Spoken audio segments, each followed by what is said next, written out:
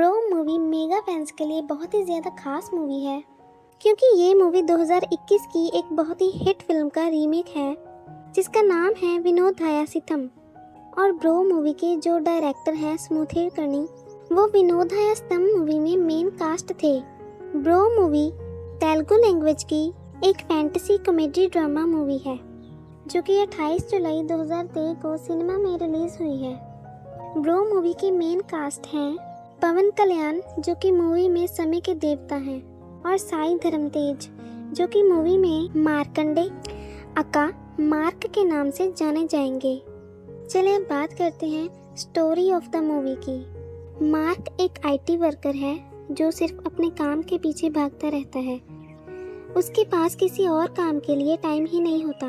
वो हमेशा यही कहता रहता कि मेरे पास टाइम नहीं है, मेरे पास टाइम नहीं है। वो ना ही अपने परिवार को समय दे पाता है और ना ही अपनी गर्लफ्रेंड को।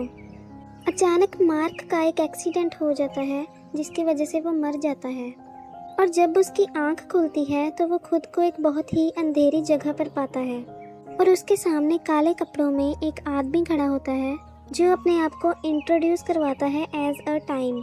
वो बोलता है कि मैं टाइम हूँ, मैं समय हूँ। ये जानने के बाद मार्क समय के देवता से रिक्वेस्ट करता है कि मेरा परिवार और मेरी कंपनी मेरे ही सहारे हैं।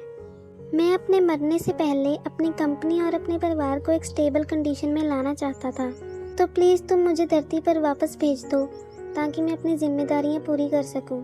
समय के देवता मान जाते हैं और उसको सिर्फ 3 महीने का टाइम देते हैं, और साथ में कंडीशंस रखते हैं कि इन 3 महीनों के लिए समय के देवता हमेशा मार्क के साथ रहेंगे। अब इन 3 महीनों में मार्क बहुत सारी प्रॉब्लम्स फेस करता है। मार्क को किसी वजह से अपनी जॉब छोड़नी पड़ती है, और इसके बाद उसकी माँ ईश्वरी को एक बहुत ही खतरनाक बीमारी हो जाती है जिसके इलाज के लिए उसको अमेरिका में शिफ्ट करने की सलाह दी जाती है। तो समय उसको एहसास दिलाता है कि उसके पैसों की बचत भी जल्दी खत्म हो जाएगी, इसीलिए मार्क अपनी जॉब दोबारा ज्वाइन कर लेता है। इसके बाद मार्क की बहन अपने बॉयफ्रेंड के साथ भाग जाती है। इसके बाद मार्क के कुछ आइडिया से कंपनी को प्रॉफिट होता है, और इस तरह मार्क का प्रमोशन हो जाता है। इसके बाद वो अपनी माँ ईश्वरी को घर ले आते हैं और अपनी छोटी बहन गायत्री की शादी को कैंसिल करके उसको अपनी पढ़ाई कंटिन्यू करने की परमिशन दे देता है। और अब मार्क अपनी फैमिली को समय देना शुरू कर देता है और अपनी फैमिली के साथ काफ़ी इंजॉय भी करता है। अब उसके 3 महीने ख़त्म होने में सिर्फ 10 दिन बाकी थे, और इसीलिए अब वो अपने अंग दान करने का फैसला ले लेता है।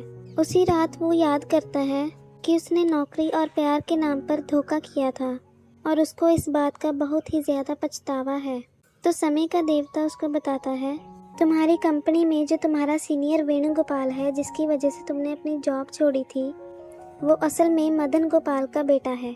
वही मदन गोपाल जिसके साथ तुमने नौकरी के नाम पर धोखा किया था। पर उसके बाद मदन गोपाल की ज़िंदगी बहुत ही अच्छी व्यतीत हुई और उसने पूरी खुशी से इस दुनिया को छोड़ा। असल में वो ज़िंदगी तुम्हारे लिए लिखी गई थी, पर तुम्हारे धोखे की वजह से वो ज़िंदगी उसको मिल गई। पर अब तुम समय के साथ धीरे धीरे अच्छे इंसान बन गए हो और तुम्हारे लिए स्वर्ग के रास्ते खुल गए हैं। मार्क इस बात को एक्सेप्ट करता है और समय के देवता के साथ चला जाता है। इस तरह एंडिंग होती है कहानी की। तो कैसी लगी आपको कहानी? कहानी मुझे तो बहुत ही अच्छी लगी।